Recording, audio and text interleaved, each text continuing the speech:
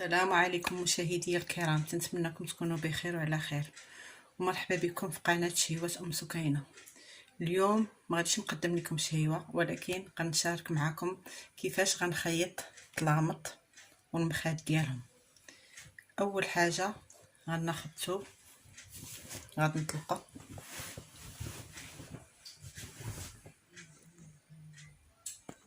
ما طلقت الثوب غنعبرو. عندي الستاري فيه 2 متر، انا غناخذ العبار ديال 2 متر وغنزيد 5 سنتيم على حسب الخياطه.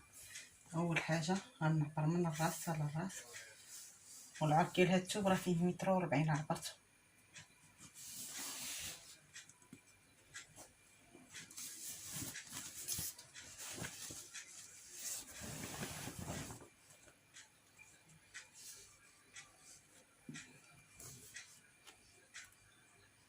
ها متر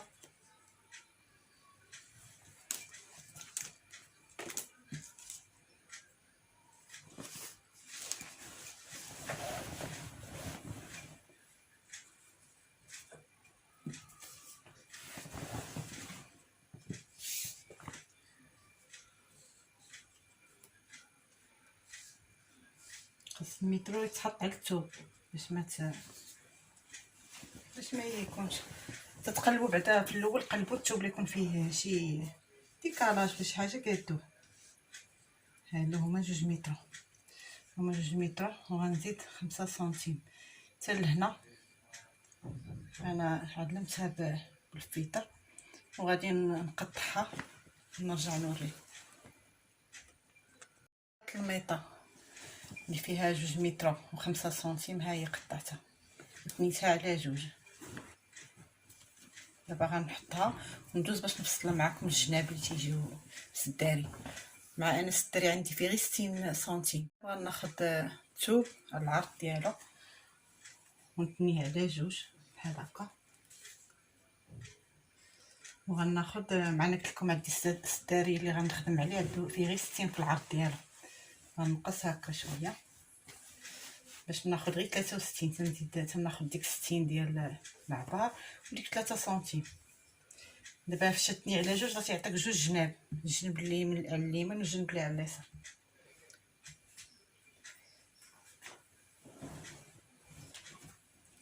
غنعبرو معكم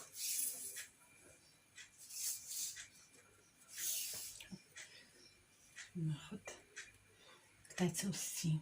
ها هي 63 غنقطع على 63 بلاتي بعدا قبل ما دابا نقطع 63 وهذه في العرض ديال السداري الحاف هكا، وفي الهبطه ديال السداري انا عدي 25. انا غندير 36 في الهبطه بحال هكا بحال هكا 36 من هنا كتبدا.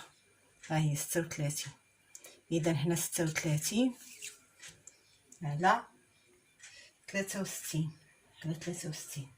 غنقطع الثوب من هنا وغنقطع من هنا، بغيت ليا الطرف هذا اللي يبقى داير غيبقى. وغادي نحط العلامه ديال نصف الطرف الصغير اللي ديال الجناب ديال السداري. ها هي باش علمتها بالفيتر نحطها على العلامه اللي علمت في دوك 2 متر ديال السداري واللي خديت النصف ديال العرض ديالهم. ها هي دابا غنحط هذه على هذه وغنبدا نخيط فيها. بسم الله هكا.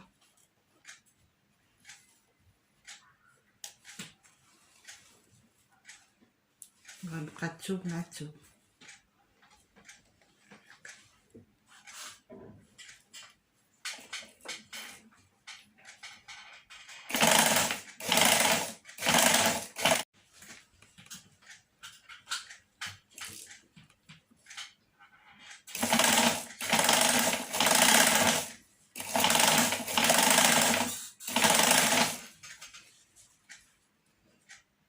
غيبقى شايط لكم هاد شويه حقاش السداري انا عندي فيهم غير 60 كان 70 ما غيشدش لكم.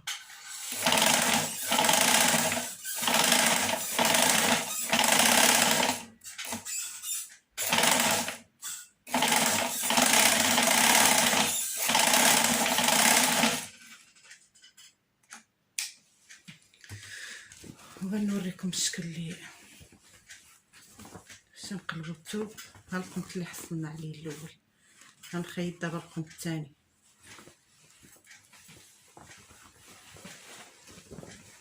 والفوق بحال هكا باش يبان لكم مزيان. ديال العلامه اللي ديت منها غنحط عليها الصباط ونكمل. بقى الثاني الثوب بحال هكا.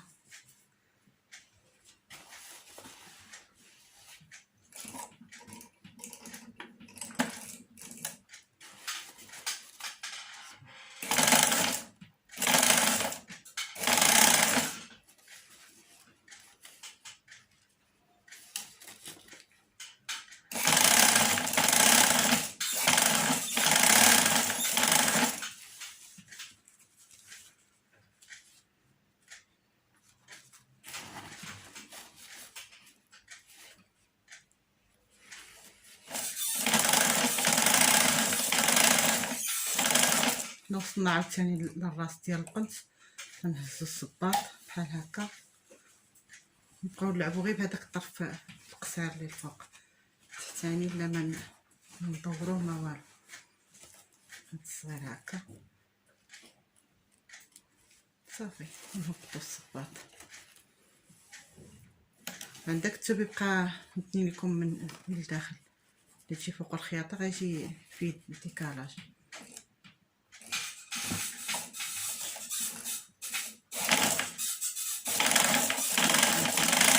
ما يتحلش ليا.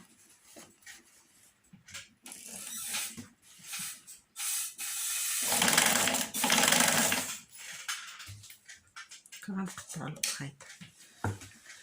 غنوريكم دابا الشكل كيفاش جا القمت ديال السداري كله بعد ما خيطتو. وهاد الثوب راه بلا ما ديروا ليه سورجي، لحقاش ما كيتسلوش ليه الخيوط ما والو. هاد اونتي طاش ما تيتسلوش ليه الخيوط.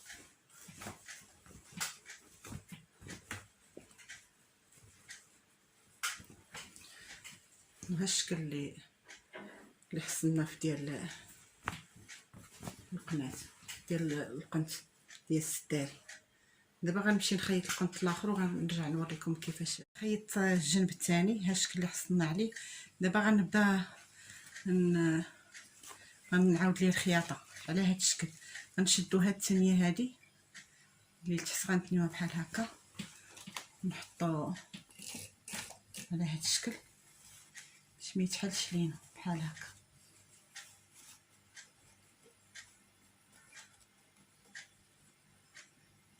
هانتوما راه هاد الثانيه هادي ها غنعسو على هاد الجنب هكا بحال هكا، ونعاودو الخياطه هكا من الفوق بحال هكا.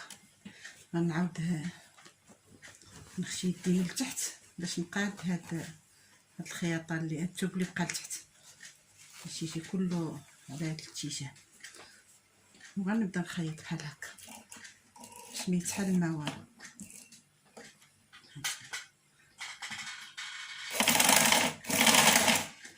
ما تشدوش ما تدخلوش في الثوب بزاف، غير الحاشيه يعني ديال الخياطه هكا.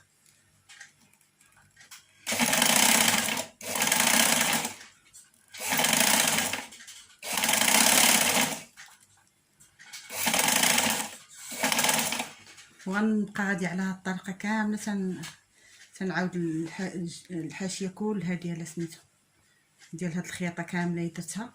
وغادي نرجع باش نركب معكم لاستيك.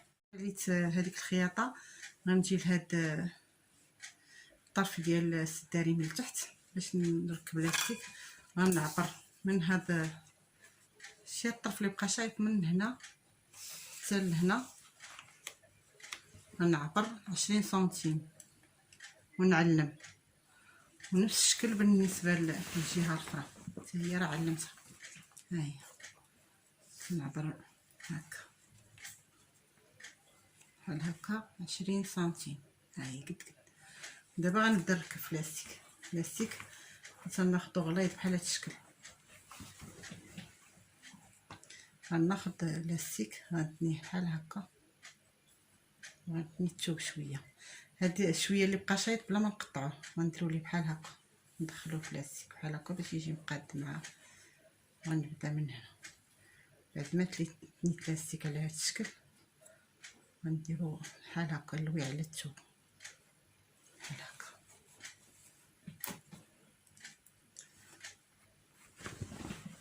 وغنحطو تحت الماكينه. بعد ما هزيت الصباط ديال الماكينه غنحطو بحال هكا.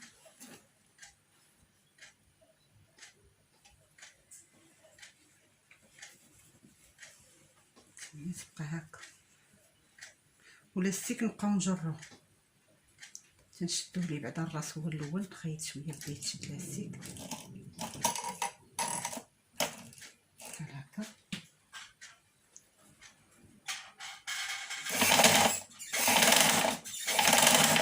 بعد ما تشد لاستيك دابا غنوليو نجرو لاستيك اللي عندنا الثوب ونخشيو فيه الثوب على هذا الشكل. الثوب بلا ما نجرو ونبقى نخيط.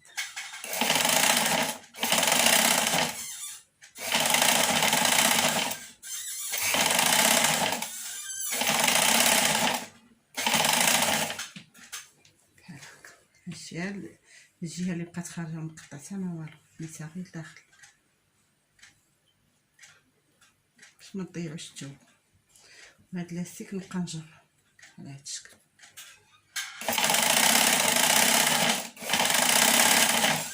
كله تندور على الحاشيه من تحت كامله وغنرجع نوريكم الشكل كيفاش غادي. خيط الجناب بجوجهم درت ليهم لاستيك الشكل النهائي اللي حصلنا عليه راهم بجوجهم. ودابا بقات ليا غير ديك السمطه اللي تدار من هنا باش تجمع السداري. ودابا غندوز باش نفصل معكم المخيط. ودابا ها المخيط غندير فيهم 90. غندير فيهم جوج لوان. المخيط سميتهم مخيط بالكرافطه موديل جديد. دابا عندي هاد الطرف هذا خديته كبير، هذا راه درت فيه عبرته قطعته. دابا خديت فيه 55 من هنا لهنا باش غتجي فيه غير 50 و2 سنتيم ونص من هنا و2 ونص من هنا، وكيبقى هنا في سميتو غير 50. والطول ديال الثوب كامل فيه متر 16. ملي كنتني على جوج يعطيني بحال 58 هنا و 58 من لهيه. هذا هو الطرف الكبير. وخديت هاد الطرف المزوق حتى هو راه فيه متر 16 في الطول ديالو. بلاتي 16 الطول راه بحال. وخديت هنا من هنا لهنا 45 حتى هو غتبقى جوج ونص ديال الخياطه من هنا وجوج ونص ديال الخياطه من هنا، غتبقى غير 40. اذا 40 و50 اللي غتبقى لينا فسميتو هي 90. والطول راه ديما فيه متر 16. وغناخد هاد الطرف اللي غندير به داك الديكور من الوسط. هذا خديتو لون واحد سامبل. هذا راه فيه من هنا لهنا 11 سنتيم والطول ديالو حتى هو متر 16. ملي غيتنا حتى هو على جوج غادي يعطينا بحال حتى هو غير ملي غادي نتنيو هكا على جوج غيعطينا حتى هو بحال 58 اللي غيبقى. ودابا اول حاجه غناخذ هذا الطرف اللي فيه 11 سنتيم غنتنيه هكا على جوج وغنجمعو بالماكينه هو الاول.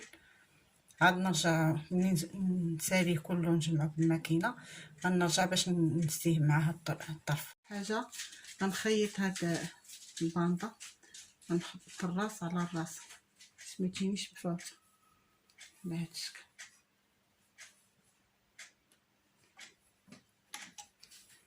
بحال هكا.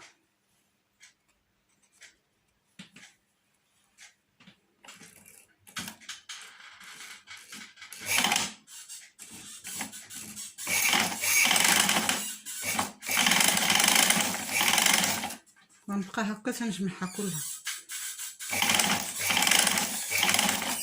دابا غنسدي هاد الباندا اللي زديت نسديها مع الطرف الصغير اللي فيه قلت لكم 45. غنحط الراس على الراس ونبدا نخيط تنكملها كلها.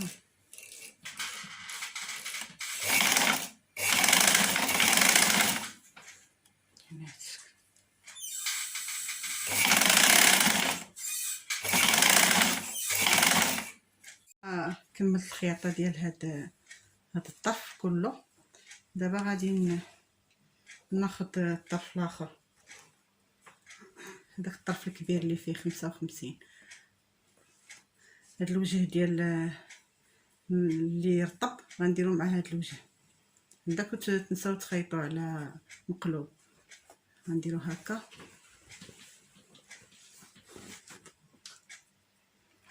على هاد الشكل. غندير هذا لتحت، سمحوا لي بحال هكا. ندير هاد السامبل لتحت وندير فوقو هذا، ونمشي على نفس الخياطه اللي مشيت عليها في اللي خيطت في الاول هكا.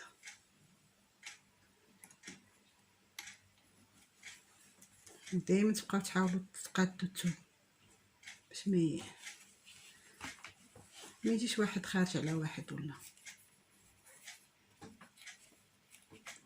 بحال هكا.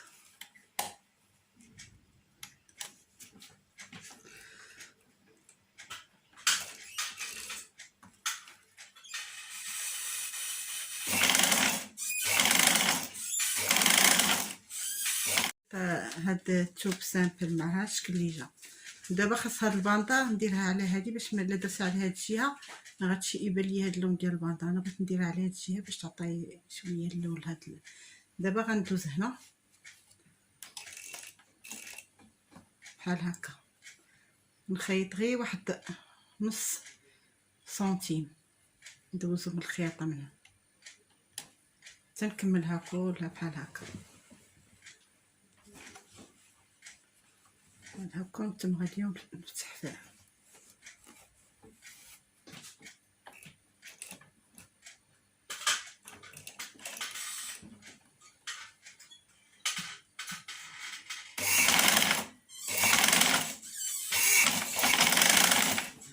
بحال هكا. نتم غادي نحط الثوب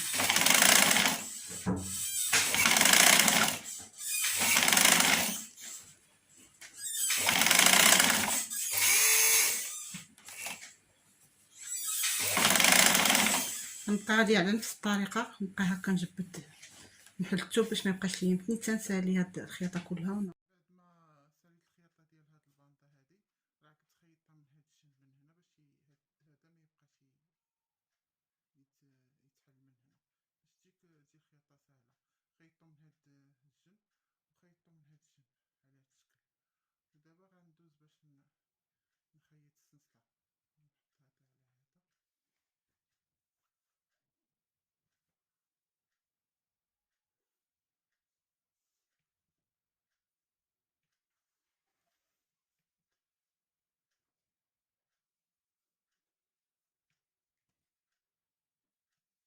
وراح يتصبط ديال الخياطه.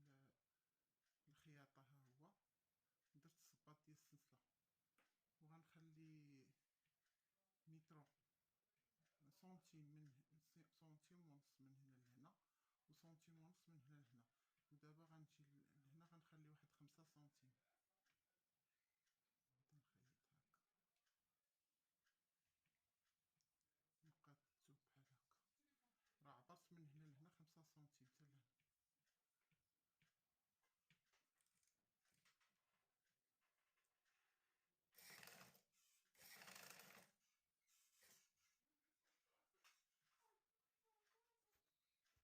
بعد ما خيط الثوب من هاد الجهه 5 سنتيم ومن هاد الجهه الاخرى حتى هي درت 5 سنتيم. دابا غادي وما خيطتش هاد الجنب هذا، خليته مفتوح تنسالي السلسله. دابا غندوز باش نخيط السلسله. غنتني الثوب بحال هكا على هاد الشكل وغنحط السلسله. هاد السلسله راه خديتها للميطرو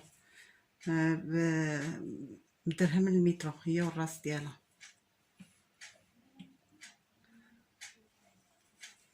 بحال هكا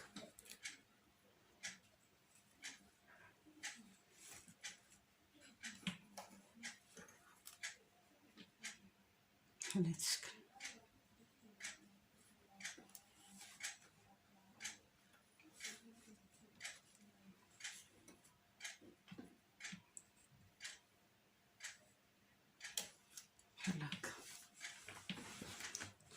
وغنبدا نخيط على هاد الشكل. شوف هاكا يكون نفس الثانيه السلسله غتحط على هاكا.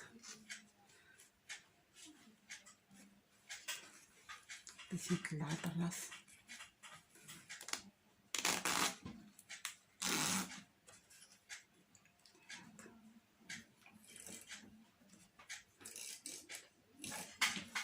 بسم الله.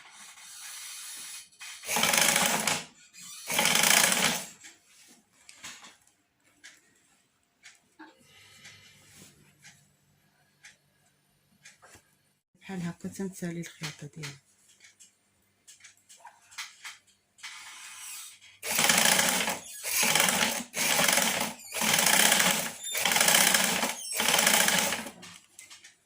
ملي توصلوا لهاد الجناب هادو ردوا معاهم الباقي. وصلت للراس التحتاني، دابا غنقطع السلسله.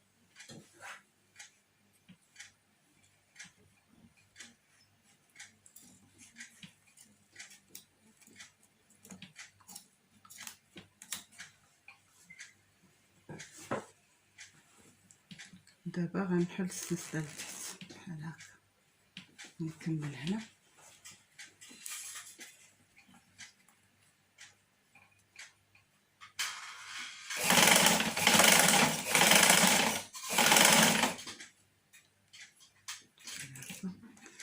مع الصباط ندور السلسله بحال هكا صافي، ونهبط الصباط نبقى نمشي ونمشي.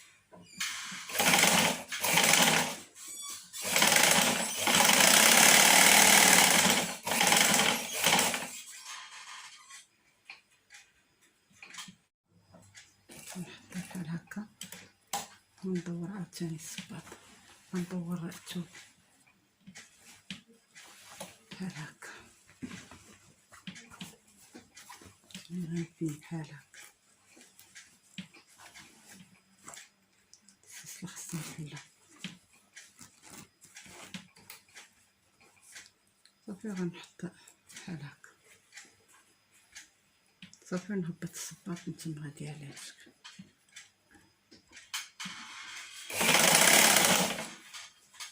هكا دائما تما غادي نقاد.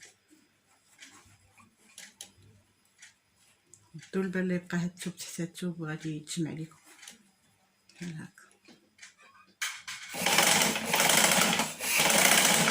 غنبقى غادي على هاد الشكل تنسالي الخياطه كل هاد السلسله، وغنرجع نوريكم.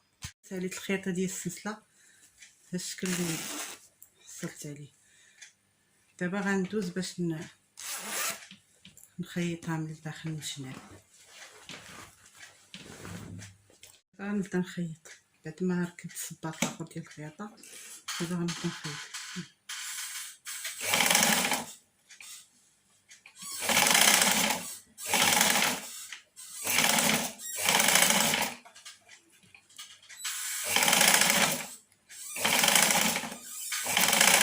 غنبقى على هاد الشكل تنشد الجوانب بجوج من هاد الجنب وهاد الجنب، ونرجع نوريكم الشكل كيفاش غتولي المخده. ما ساليت الخياطه ديال المخده وعمرتها لكم هاد الشكل اللي حصلنا عليه، والطلميط حتى هو بعد ما درت ليه دوك الباندات من الجناب، دوك السماطيل تيشدوه من التحت، ها هو لبستو اللحاف هاد الشكل اللي حصلت عليه. ومازال غادي تنسالي الخياطه ديال الطلامط الاخرين، مع انا دايره طلميطه في هذا الشكل ودايره طلميطه في هذا اللون سامبل. وملي غنسالي الخياطه ديالهم غنشارك معكم البيت كيفاش جا. وتنتمنىكم تدعموني وديروا لي ابوني، واللي باقي ما اشتركش في قناه شهيوات سكينه يزيد يشترك ودعموني، وشكرا.